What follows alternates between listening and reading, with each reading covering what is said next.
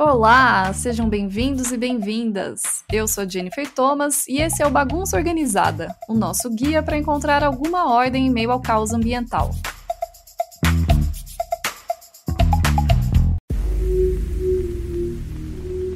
Em 1988, o IPCC, o Painel Intergovernamental sobre Mudanças Climáticas, foi criado pela Organização das Nações Unidas, a ONU. O objetivo do órgão é fornecer aos governos, em todos os níveis, informações científicas que possam ser usadas para desenvolver políticas climáticas.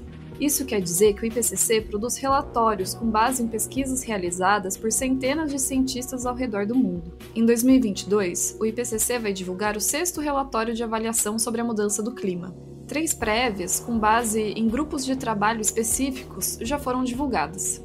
Para nos explicar um pouco mais sobre como esse universo funciona, hoje eu estou com a Stella Hershman, especialista em política climática do Observatório do Clima. Stella, seja bem-vinda. Conta um pouco pra gente sobre quem é você. Obrigada, Jennifer. Bom, eu sou uma advogada, mas que não trabalha mais puramente com direito. Eu mergulhei nesse mundo das mudanças climáticas faz uns 8 anos e tem essa interseção, né, da parte técnica com a parte jurídica, que é muito interessante. Então, hoje eu transito entre esses dois mundos e acompanho as negociações internacionais de clima. Então, acompanho as reuniões da ONU sobre o assunto e estou tentando aí no ativismo e fazendo força para que a gente tenha um mundo aí menos aquecido, um futuro aí um pouco mais controlado pela frente. Tomara, né, que todo mundo consiga. Bom, em abril desse ano, o IPCC, que é o painel intergovernamental sobre mudanças climáticas, divulgou o 3º de uma série de relatórios que o órgão começou a divulgar em agosto de 2021, ano passado. O primeiro foi sobre a ciência por trás da mudança do clima, o segundo foi sobre os impactos, a adaptação e a vulnerabilidade à mudança do clima, e o 3º, mais recente, foi sobre a mitigação da mudança do clima. Stella, o que são esses relatórios? O que é o trabalho que o IPCC vem conduzindo ao longo desses meses? O IPCC é um comitê de cientistas do mundo inteiro, né, que foi selecionado pelo Programa das Nações Unidas para o Meio Ambiente, pela Organização Meteorológica Mundial, e eles fazem um grande apanhado de toda a literatura, todos os artigos e estudos que são publicados nessas revistas com publicação, né, que passa pela revisão dos pares, e eles fazem uma fotografia do estado da arte, da ciência das mudanças climáticas de tempos em tempos. Então, nos 32 anos que o IPCC existe, esse é o 6º ciclo de relatórios que eles fazem.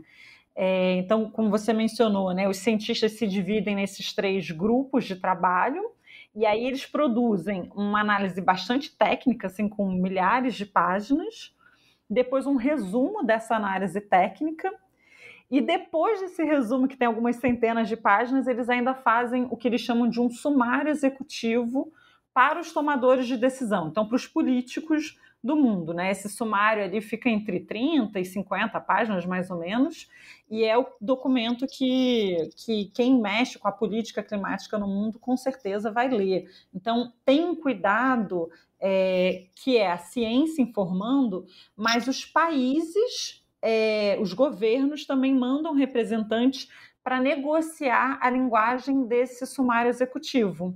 Então, a gente tem esses 3 relatórios, né, esses 3 resumos, que são aprovados pelos governos do mundo inteiro, né, de todos os países, e que depois eles se juntam num relatório síntese que vai ser publicado ainda esse ano. Então, a gente já teve os 3 resumos técnicos e até o final do ano a gente ainda vai ter um 4º que vai fazer um apanhado do que os outros 3 falaram. E como você comentou, né, esses relatórios eles são muito complexos, são muito volumosos, né, são enormes, mas tem sempre um esforço para que a mensagem geral, né, seja compreensível para a população como um todo, mesmo para quem não é cientista. Então, qual que é o ponto central sobre mudança do clima e as transformações que já estão em curso que chamam mais atenção com a divulgação desses documentos? São muitas mensagens importantes que eles passam, e eu acho que você tem razão quando diz desse esforço de traduzir em uma linguagem compreensível, em gráficos um pouco mais compreensíveis, mas eu acho que tem alguns pontos que esse sexto ciclo traz, assim, por exemplo, é inequívoco na ciência que nós humanos fomos a principal causa desse aquecimento e que hoje a gente já vive um mundo que é quase 1,1 graus mais quente, né? Então a gente lançou aí gases de efeito estufa na atmosfera suficiente para já termos impactos que nós já estamos vivendo em todos os cantos do mundo. Então, que não é a mudança climática não é mais uma coisa do futuro, isso é uma coisa que já está nos atingindo hoje, e também uma mensagem muito grande sobre a urgência da ação. Se a gente não agir agora, a gente não vai conseguir conter as mudanças climáticas, conter o limite do aquecimento da Terra dentro dos objetivos do Acordo de Paris. Então, agora é a nossa última chance para fazer, e isso demanda esforços que não são simples. A gente precisa agir e agora. No ano passado, a COP26, que é a Conferência das Partes, né, a Convenção do Clima das Nações Unidas, foi realizada em Glasgow depois de ter sido adiada em 2020 por causa da pandemia de Covid-19. E durante o evento, o pedido para manter a meta de 1,5 graus viva foi muito marcante, e essa é uma questão ainda muito debatida. Pelo que o último relatório mostrou, ainda é possível limitar o aquecimento da temperatura do planeta a 1,5 graus? Essa meta de 1,5 graus, ela consta, né, do Acordo de Paris, que os países assinaram em 2015, como a meta mais ambiciosa. Faz referência o mundo se propôs ali a conter o aquecimento da Terra a 2 graus Celsius, mas fazendo esforços para limitar isso a 1,5 graus. E essa diferença de meio grau pode parecer pouca, mas ela é determinante, por exemplo, para a existência de nações inteiras, de países inteiros que vão desaparecer se a gente não conseguir ficar dentro dessa meta de 1,5 graus. Então, é literalmente uma questão de sobrevivência, e o IPCC veio mostrando nesse sexto ciclo de análise e também em relatórios anteriores o tamanho do impacto que a gente vai sentir vai ser muito diferente para todos nós, não só para esses países que podem desaparecer. Então, é urgente, é muito importante que a gente cumpra essa meta de 1,5 graus. E o relatório do IPCC também veio mostrar para a gente que a gente ainda tem a possibilidade de limitar o aquecimento, né, a 1,5 graus, mas a gente não pode nem dizer que assim é uma janela de oportunidade. A gente tem uma frestinha de oportunidade, é a nossa última chance de manter essa meta viva. Se a gente não tomar as ações que são necessárias agora, a gente não vai mais conseguir conter o aumento de temperatura a 1,5 graus. E mesmo assim, o IPCC mostra também que vai ser inevitável a gente ter o que eles chamam de overshoot, que é você passar desse 1,5 graus, mas depois, continuando as ações de redução de emissões e também com as ações de captura, né, de carbono, de absorção do carbono da atmosfera, você voltar a ficar abaixo de 1,5 graus. E quanto menos a gente ultrapassar, melhor vai ser para a gente. E nesse sentido, né, que você falou sobre questão de sobrevivência literal, isso é principalmente com relação aos países, às nações insulares, né, as ilhas.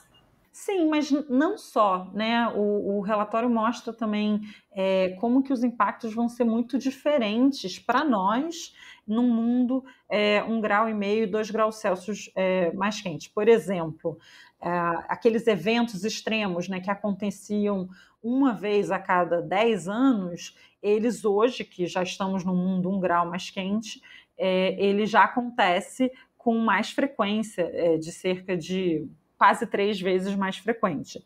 Se for 1,5 graus, isso pode chegar a 5. Se for 2 graus, isso pode chegar a 6. E por aí vai. O impacto de um mundo mais quente, ainda que pareça pouco, meio grau, é muito diferente. Então, todos nós seremos impactados. Esse sofrimento humano, né, que principalmente o segundo grupo trouxe, ele vai ser maior num mundo 2 graus mais quente. E as projeções e as metas, elas são todas para o futuro, né? Até o final desse século, até 2050, e as datas, né, elas estão todas muito mais para frente. A gente tem esse tempo? Assim, dá para esperar até a metade desse século?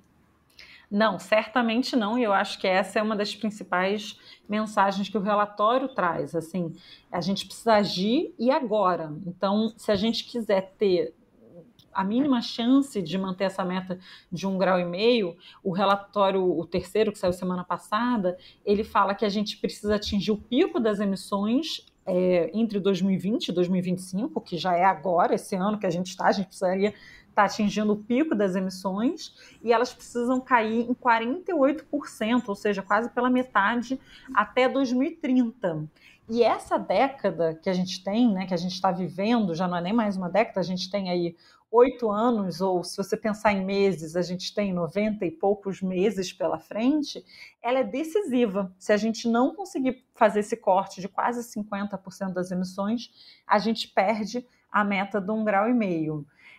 Então, realmente, a gente tem pouquíssimos anos pela frente para fazer uma transformação que é muito profunda, e depois, até 2050 e até 2100, a gente vai ter que continuar nessa mudança de trajetória para atingir, por exemplo, até 2050, ou ali perto de 2050, que eles chamam de net zero, né, que são emissões, chegar ao mundo ser neutro em carbono. Tudo que a gente emite também é capturado, enfim, pelas florestas e por outras formas de captura de carbono. Então, a gente vai ter um esforço que precisa começar agora e continuar até essas metas mais lá para frente que você mencionou. E esse último relatório, né, ele se debruçou sobre o tema da mitigação, né, as ações que reduzem os efeitos da mudança do clima. O que precisa ser feito? Uma das boas mensagens desse relatório é que ele mostra que a gente tem hoje condições de cortar as emissões pela metade até 2030, né? Então, a gente tem tecnologia de mitigação suficiente com um preço considerado acessível, né? Eles falam que custa até $100 a tonelada, e mais que metade dessas estratégias custam muito menos do que isso, custam até $20 a tonelada. Então, eles falam que ações em todos os setores são necessárias e que existem possibilidades de redução em todos os setores, mas eles têm um destaque muito grande para o setor de energia, porque, em especial, né, energias renováveis como a eólica e o solar, elas têm um potencial de redução com custo negativo. Ou seja, é mais barato adotar essas energias renováveis do que a gente seguir com as energias fósseis, né? O preço dessa energia caiu muito, das baterias caiu muito, e isso é uma tendência que só tende a se consolidar daqui para frente. Uma outra área com muito potencial é a parte de eletrificação dos transportes. E uma das grandes mensagens desse relatório, que para mim ressalta aos olhos, é falando que realmente o petróleo e o uso de combustíveis de origem fóssil realmente vai precisar ser eliminado nos próximos anos. Então, por exemplo, carvão mineral, eles falam que precisa cair 95% até 2050, petróleo 60%, e gás natural 45% até 2050. E se você pensar que essa infraestrutura fóssil, né, geralmente você constrói termoelétricas que tem aí uma vida longa, né, de algumas décadas ali para valer esse investimento, a gente precisa começar a promover essas mudanças agora, porque a infraestrutura que a gente tem hoje, existente e planejada, ela já leva a gente para fora de rota que a gente precisa estar. Então, esses ativos, né, fósseis, eles realmente vão ficar encalhados daqui para frente, e a gente precisa se preparar para isso, inclusive revendo aí, né, legislações que a gente mesmo viu, por exemplo, de incentivar termoelétricas e outros caminhos. E nesse hoje, né, que a gente precisa agir, o agora, quais são os exemplos de ações, né, com relação à mitigação que existem hoje no Brasil?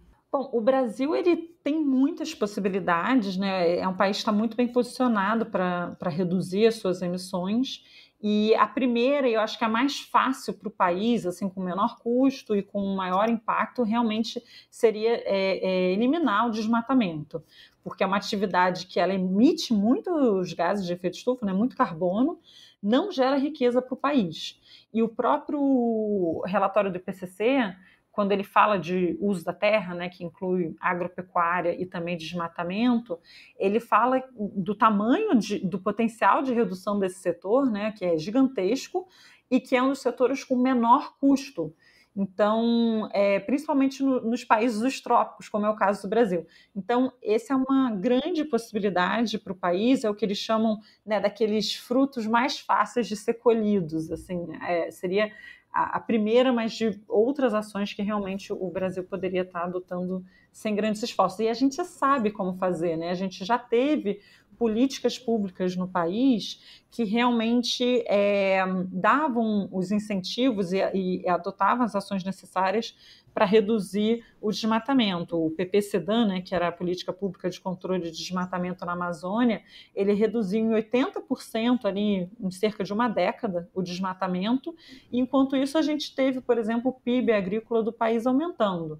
Então, não é uma escolha difícil para o país fazer, né? Puxando inclusive por esse exemplo que você trouxe, né, essa escala de transformação da economia exige iniciativas que partam, né, dos governos com políticas públicas. Os países, eles estão fazendo o dever de casa?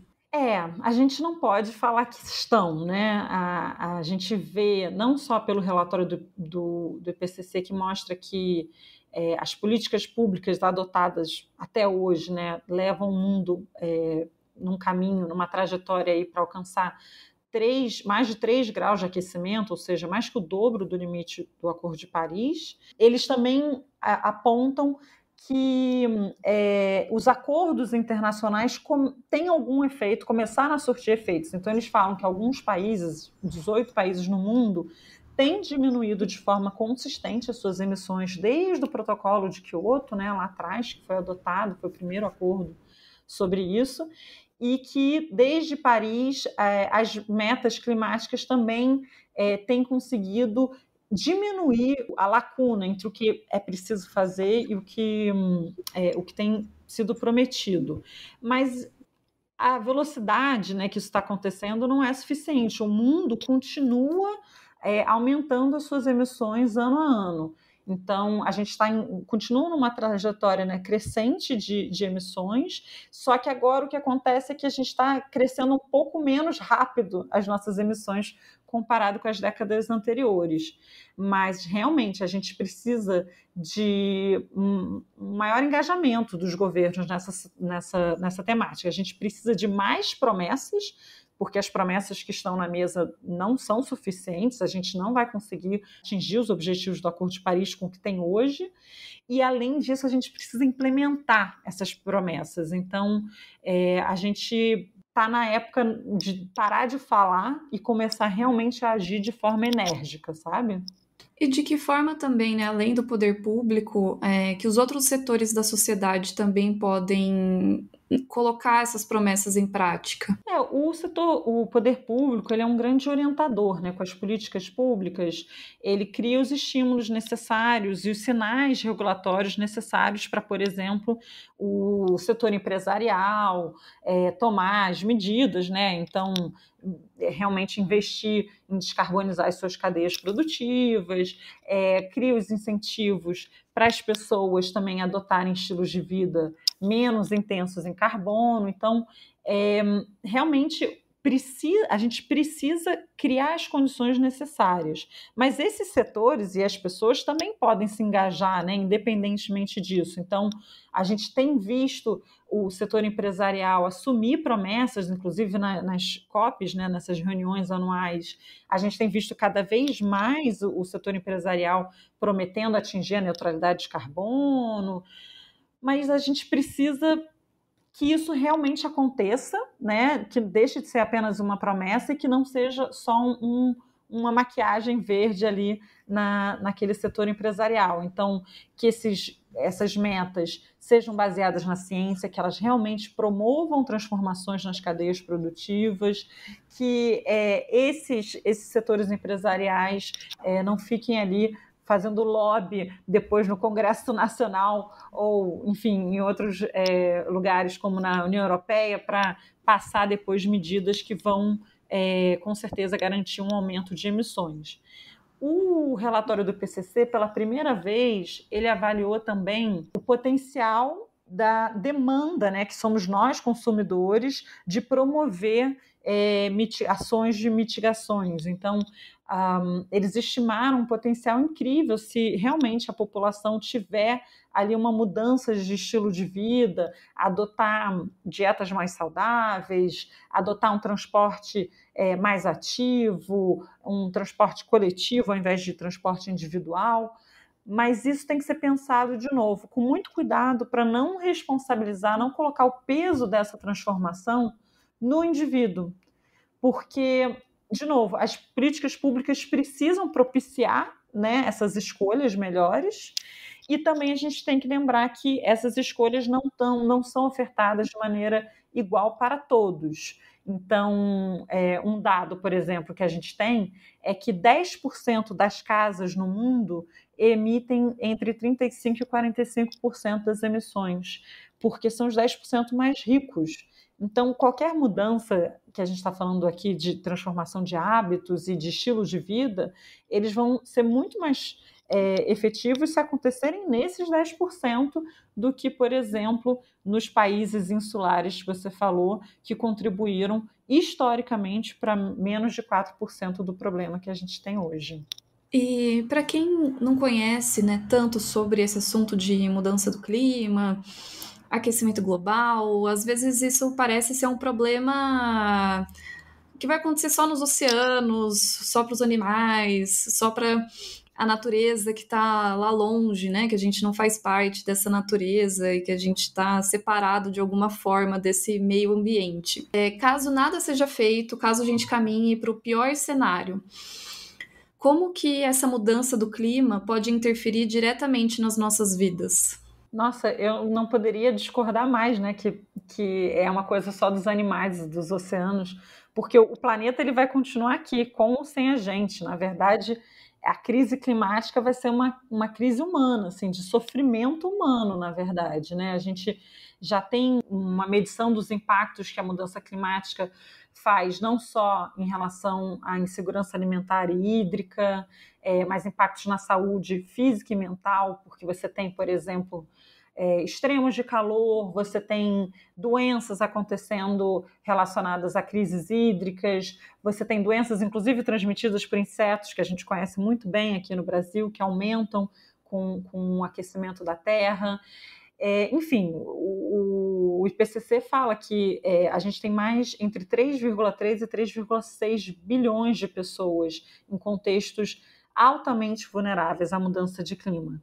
Então, se nada for feito, ou se pouco for feito, o que a gente vai ver, a gente vai testemunhar é um sofrimento humano dessas pessoas que vão ser empurradas para além da capacidade de adaptação delas e desses sistemas que elas estão inseridos, né? Então, áreas inteiras podem se tornar inabitáveis e aí a gente vai ver movimentos de migração em massa, por exemplo. Eu acho que o exemplo que fica mais fácil de compreender são esses eventos de chuvas intensas que a gente testemunhou, inclusive aqui no Brasil, né, no início desse ano. E, como eu disse, eles aconteciam uma vez a cada 10 anos e eles já estão mais frequentes e eles vão se tornar cada vez mais frequentes.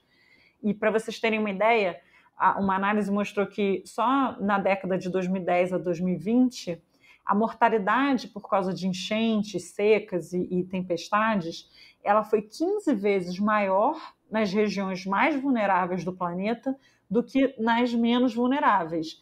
Então, além de ser uma crise humana, ela não é uma crise humana igual para todos. Ela vai ser uma crise humana onde os mais vulneráveis, os mais pobres, vão ser os que vão pagar esse preço altíssimo. E se a gente se apegar só aos números, né, às projeções e aos dados atuais, a situação ela é um tanto desesperadora, né? O que também vira um problema, porque parece tão ruim, que passa a sensação de que não adianta tentar, né, de que não adianta fazer alguma coisa para mudar a situação que a gente tem. Ainda dá para ter esperança? Eu não sei se eu pareci muito esperançosa na nossa conversa de hoje, mas eu tento, viu? Mas eu acho que o mais importante é uma esperança com responsabilidade, né? Eu não acho que possa ser uma esperança inocente, que a gente acredita que lá na frente alguém vai achar uma solução tecnológica, alguém vai resolver esse problema lá no futuro. Eu acho que tem que ser uma esperança que nos mova, né? Que nos coloque para a ação, que a gente tenha essa consciência da urgência, que a gente realmente precisa promover mudanças agora. Senão a gente vai ver escapando essa esperança, essa chance que a gente tem, ela vai escapar pelas nossas mãos. E a gente precisa, de fato, agarrar ela. Então, a mensagem que eu deixo assim, de esperança é que, a partir de agora, cada tonelada de gás carbônico importa. Então, que a gente tem que lutar por cada uma delas. Lutar para tirar elas, né? Eliminar elas. Evitar que elas aconteçam. Legal, Estela. Super obrigada. Acho que deu pra gente conversar bastante sobre vários temas e obrigada aí pela participação. Eu que agradeço o convite. Chegamos ao fim do nosso episódio. Muito obrigada a quem nos ouviu até aqui e também ao Edgar Maciel, que assina a edição de áudio desse podcast.